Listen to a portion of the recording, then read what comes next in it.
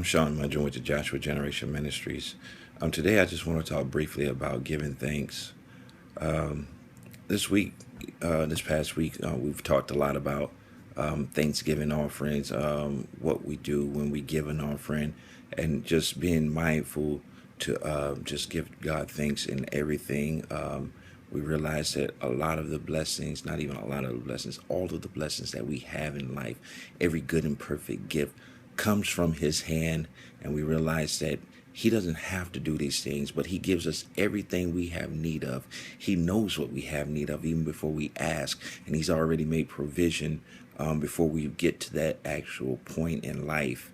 And one thing we have to remember is that He gives us all good things to enjoy. So He not only gives us everything we have need of, He actually even throws in some wants too, some things that are good, some things that won't prevent us from actually fulfilling His purpose in life, but just some extra benefits, things that we don't necessarily have to have, but He does it just because He's that kind of a God. He's just that kind of a father. He's that kind of a friend. He's generous like that. And in turn, what He expects is that with those same blessings, that we remember that when we come across someone else who's in need, that we be just as compassionate and we be just as generous to others, just as He's been to us. We have to remember these things. Why? Because we're supposed to mirror his image and His likeness throughout the earth. We're His children. We have His DNA. We're supposed to do the same things that He does. Are we Him? No, we're not Him, but we have Him within us. And so by nature, He is generous. So therefore, once we become Christians and we take on His nature, we are supposed to be just like Him. We are supposed to be loving. We're supposed to be caring. We're supposed to be generous. We're supposed to be kind. We're supposed to be merciful. We're supposed to be gracious, just like He is with us. He gives us these things to be stewards over them. They really don't belong to us, so we have to manage them properly.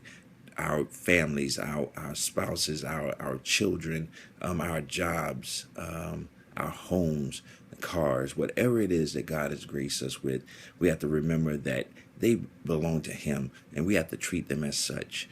We have to treat them with respect. We have to treat them with honor. We have to take care of them just as though someone loaned them to us and we're watching over it. Think of a friend who allowed us to hold a particular item, and we damaged it, we destroyed it.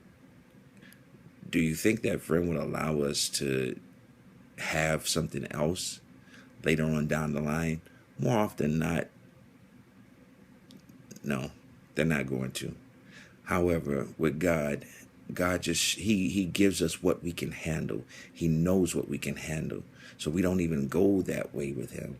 But we still have to be careful to take care of those things that He has given to us. We have to be careful to take care of our family, our friends, our relationships, our jobs, our ministries, finances, homes, cars, even our bodies. These are all gifts. These are all things that He didn't have to give to us, but He did. So we have to be mindful of these things like that. So be thankful for what you have. Don't hoard it to yourself. Don't be stingy. Be generous. Give at church. Give to those in need. Give to those who are not in need. Give just because you have a giving heart. Why? Because when you give, you open yourself up for so much more. You make room for God to bless you so much more. Remember, He says, bring back the tithe and offering, bring it to my storehouse, and what is He going to do? He wants you to try Him. He wants you to test Him, not test Him in the sense of challenging Him, but in the sense of, hey, I believe your word. I'm going to take you at your word. You said to do this. I'm going to do that. And I know that once again, you're going to be true and faithful to your word when you said that you're going to open up windows of heaven and pour out blessings that we won't have room enough to receive.